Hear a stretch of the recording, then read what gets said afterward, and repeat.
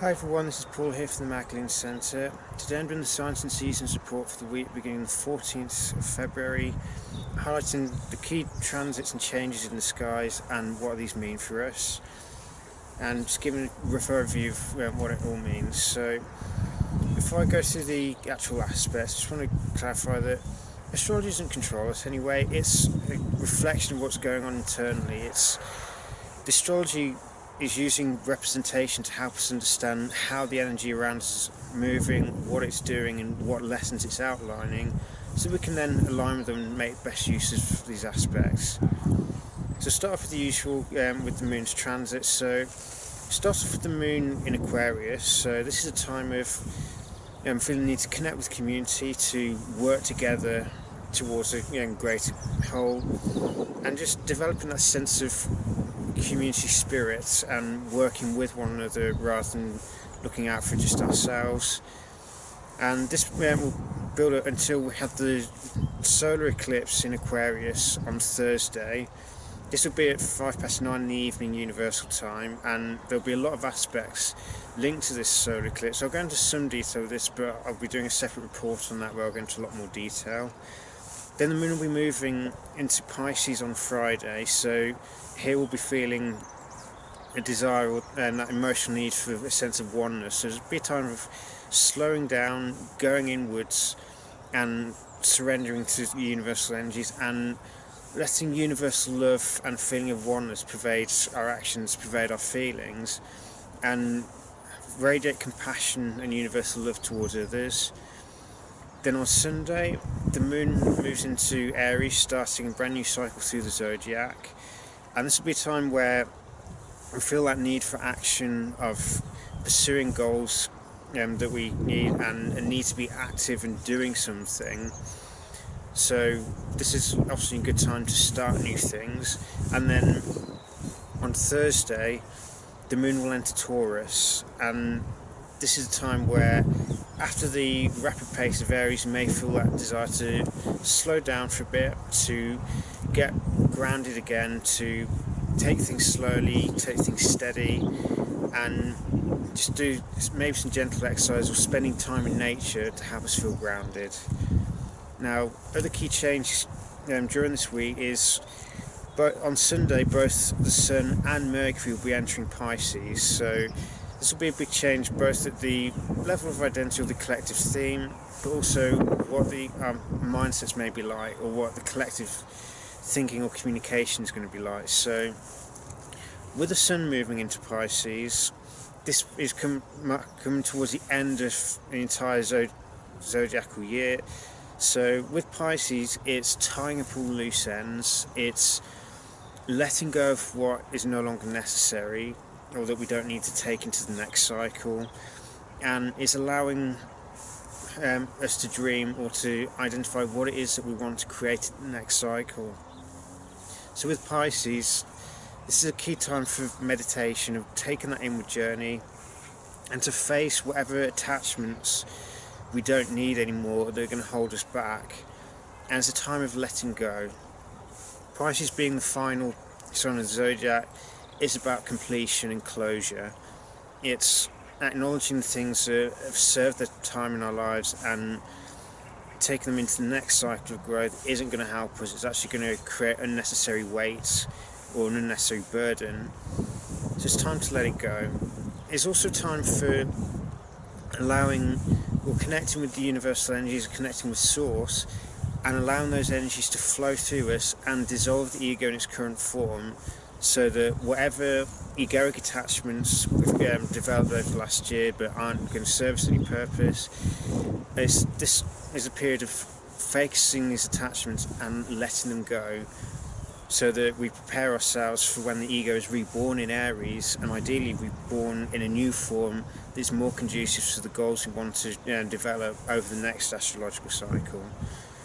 Now, I also mentioned Mercury moving into Pisces, and this is going to mark a shift away from a mental understanding with higher concepts, or mental desire for freedom and more abstract or original ideas, to a mental need to understand things like compassion, or to allow the normally linear and rational mind to be receptive to more universal images, or become more dreamy or vibrant, is allowing the logical mind to become a bit more intuitive in some respects, and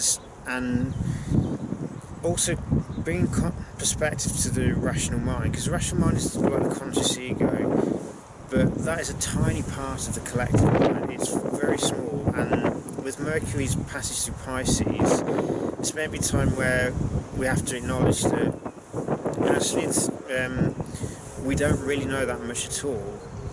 We may think we do, or we may like to think we understand a lot, but with Mercury being in Pisces, which is infinite, we have to come to the realization that what we know, what we think about, is actually a tiny part of the collective unconscious. We barely know anything. It's like a boat on a massive ocean. Pisces is the ocean and the conscious mind is the boat. We can plumb certain amounts of the depths, but we're never going to know all of it.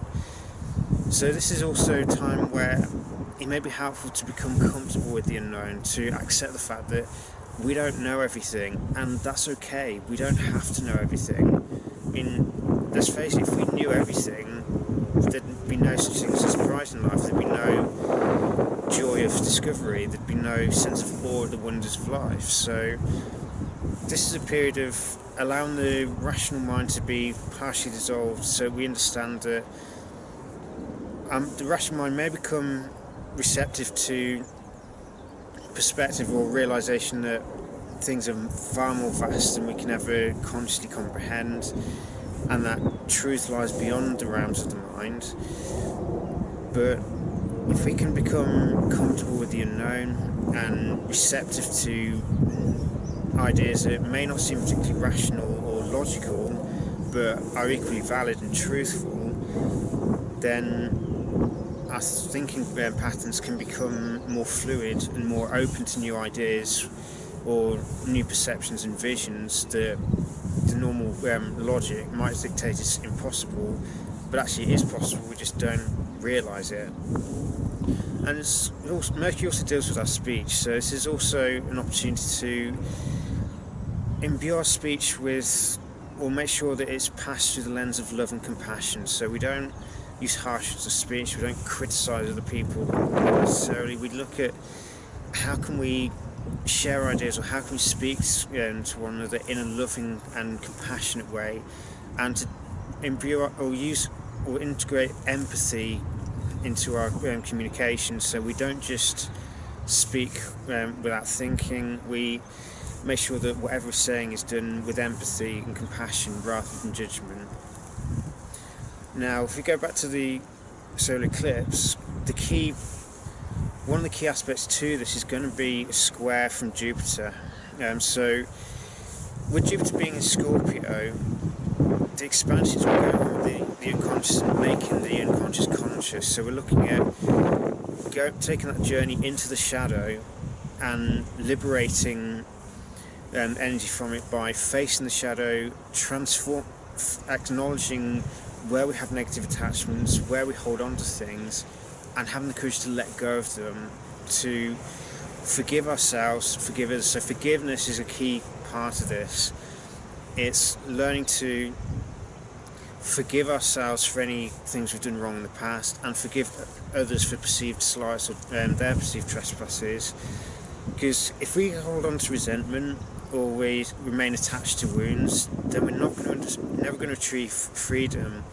And Aquarius desires freedom, but for us to achieve that, we have to free ourselves from our pasts through forgiveness, through letting go of attachments, and transforming our sense of self, transforming our relationship with power, so we see it as power come from within us rather than something we have to obtain from other people. And if we can do this, then this enables us to, because Scorpio is where the personal self dies, and we embrace a transpersonal idea of who we are, so we understand that we're a part of something much greater than our individual selves. And with the solar eclipse in Aquarius near the South Node, this is a time for learning to integrate a more universal or collective understanding, to embrace a more humanitarian approach. But for us to have these humanitarian ideas, or for us to move into a more collective understanding and achieve greater detachment, we need to utilise forgiveness to break down the ego self and the ego's attachments to old wounds or attachments to power, in order for us to move beyond a personal understanding or personal perspective to more transpersonal. As Aquarius deals with objectivity, it deals with learning to detach, and I don't mean detaching as in becoming cold and aloof. I just mean with detachment, we don't get bogged down, we don't engage in rigid thinking or rigid attachment to what's happened before because we're used to it. What I mean is, it's detachment where we can see things objectively. We separate our emotions from it, and we take a step back in order to view things from an expanded perspective. So it's looking like a bird's eye view on the situation rather than looking down. So it's being able to see the forest rather than being stuck in a position where we can't see the forest for the trees. So Aquarius is about looking down at the bigger picture and understanding how everything is interrelated, and that we're all connected in one way or another. And Aquarius also deals with that desire for freedom, but it's also future oriented. But for us to perceive or imagine another future, or a different future to the one that we see now, it requires us to change our thinking patterns and change our perspectives. And it requires us to let go of possessiveness and honour each other's individuality. So, because at the end of the day, no one else belongs to us. Each person is their own individual in their own right. And with Aquarius, we need to seek a form where we honour each other's individuality, but yet we also recognise ourselves as part of a collective whole. So because of our connection to everything else, we have a social responsibility to become the best version of ourselves, and you figure out how we can become of service to other people or help other people in a way that's going to help liberate their minds and achieve greater freedom. Obviously, not everyone's going to appreciate that. When we're going through these changes and detaching from an old way of thinking or being, we may seem a bit unconventional or off-centre to people around us, because we're detaching from the old and making way for the new. So we may be in a state of limbo initially until we've cleared out the old to make space for the new. And this is also an opportunity to transform any tendency towards aloofness and learn to communicate honestly with one another, rather than remaining aloof and hoping someone will broach conversation with us and give us energy that way. Because aloofness is like a control drama. We're trying to be mysterious. We think we're being mysterious to entice other people to ask questions, but other people may just see us standoffish and not engage with us anyway. So aloofness doesn't help anyone, least of all ourselves. So if we do have the tendency to be aloofness, and I'll be honest, this is something that I also need to deal with in certain places and certain situations, we need to overcome the tendency to be aloof and instead engage in honest and conscious conversation. So by that, what I mean is we seek to tell the truth in all situations. Also, I don't mean be blunt and harsh about things. We need to make sure our communication is also done in a loving way. But at the end of the day, there's a lot of things are breaking down around us because they've been based on untruths and the belief that sometimes you've got to shade the truth in order to get ahead. But we're going through a period now where that's not going to work. Anything that is untruthful is going to bring karma to us. So we need to make sure that whatever we're doing is done in an honest way, in a loving way, and that we look for how what we're doing could impact the community or can impact the whole. Because whilst each one of us is unique in our own way, we're also part of a collective, and we each influence it in one way or another, and therefore we have to choose, do we influence it in a loving and empowering way, and one where we create greater unity, or do we choose to continue living in the shadows, continue to be deceitful, and see ourselves as separate and more special than other people, and as a result send out a negative energy into the collective unconscious, which lowers it? So there's obviously a lot to take on board there. Now, another aspect that I covered it last week, but I'll mention it again, and this is a square between Mars and Neptune. It's exact this week, so, and if I recall, it's on Saturday. So during this is a time where our actions and desires may feel a bit confused if we're not aware of or don't embrace spirituality in some way, or if we don't understand that. Because with Neptune being in Pisces and this Neptune squaring Mars, Neptune's dissolving energy may well impact our actions and desires, in the sense that actions and desires are born from the ego.